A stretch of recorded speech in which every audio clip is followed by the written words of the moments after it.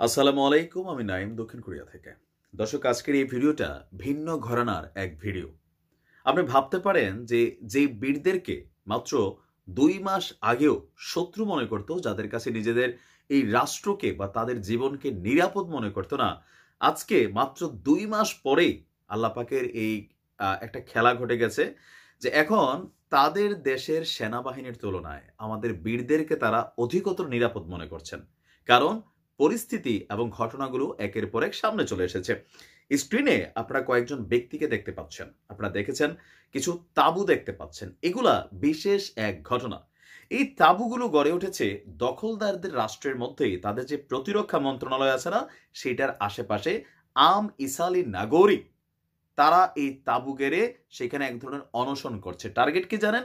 তারা এতদিন যাবৎ চেষ্টা করছে তাদের রাষ্ট্রের যারা প্রধানমন্ত্রী আছেন বা এই প্রতিরক্ষা মন্ত্রণালয়গুলোকে যারা চালান অথবা যুদ্ধকালীন যে মন্ত্রিসভা গঠন করা হয়েছে, তাদের কাছে তাদের আবদার ছিল যেন আমাদের বীরদের সাথে একটা সেটেলমেন্ট করে, সে সেটেলমেন্ট করার পর তাদের নাগরিকদেরকে যেন আমাদের বীরদের কাছ থেকে নিয়ে আসে।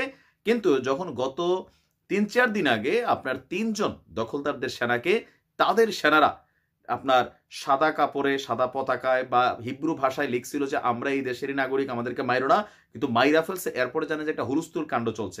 এবার এই প্রতিরক্ষা মন্ত্রণালয়ের সামনে থেকে আমাদের বীরদের উদ্দেশ্যে এই দখলদার রাষ্ট্রের অনেক মা, অনেক বোন, অনেক স্ত্রী তারা আবদার করছেন যে ভাই, আমাদের ভাইদেরকে তোমরা টেকনিক্যালি ছেড়ে দাও, আর আমরা তোমাদের উপরে যে যুদ্ধ চলছে সেইটার বিরুদ্ধে আমাদের রাষ্ট্রের জনগণ আমরা অবস্থান নিয়েছি। গতকালকে একটা ভিডিও দিয়েছিলাম, আপনার 73% ইসরায়েলের আম নাগরিক তারা মনে করছে যে তাদের রাষ্ট্র কর্তৃক এখন যে যুদ্ধটা চলছে সেই যুদ্ধ চলা উচিত না। ইভেন এই প্রথমবারের মতন এই দখলদার রাষ্ট্রের যারা আম জনতা আছেন তারা খোদ আমেরিকার বিরুদ্ধেও, আমেরিকাতে পৃথিবীর বিভিন্ন দেশে তাদের রাষ্ট্র কিন্তু শক্ত অবস্থান নিচ্ছেন। তারাও মনে করছে যে আমেরিকার ইন্ধনে দখলদার রাষ্ট্র যে যুদ্ধে লিপ্ত হয়েছে, এই যুদ্ধ আসলে তাদের পরিবারের এখনো 122 জন আমাদের ভাইদের কাছে আছে, তবে এদের রাষ্ট্রের সেনাবাহিনীর তুলনায় আমাদের ভাইদের কাছে নিরাপদে আছে। ইভেন তাদের যে বক্তব্যগুলো আপনার বিভিন্ন টেলিভিশন চ্যানেল তুলে ধরেছে, সেখানে এই বোনদের বক্তব্যের একটা অংশ ছিল যে এমন সিস্টেমে যেন ফেরত দেয় যে তাদেরকে মিডিয়ার সামনে। কেন? কারণ এরা আমাদের বীরদের ফেরত দেওয়ার পরে এদের সেনাবাহিনীর কাছে এদের পরিবারের জীবন আজকে নিরাপদ মনে করছে না। কারণ কি? এরা মাইরা দখলদারদের অবস্থানটা যেটা যে বীরদের উপরে দোষ চাপানোর এই যে একটা খেলা শুরু হয়েছে, সেখানে বলির পাঠা হচ্ছে কারা? বলির পাঠা হচ্ছে তাদের দেশের নাগরিক। আজকে তাদের দেশের সরকারের প্রতি তাদের আস্থা নাই, আমাদের বীরদের প্রতি তাদের আস্থা।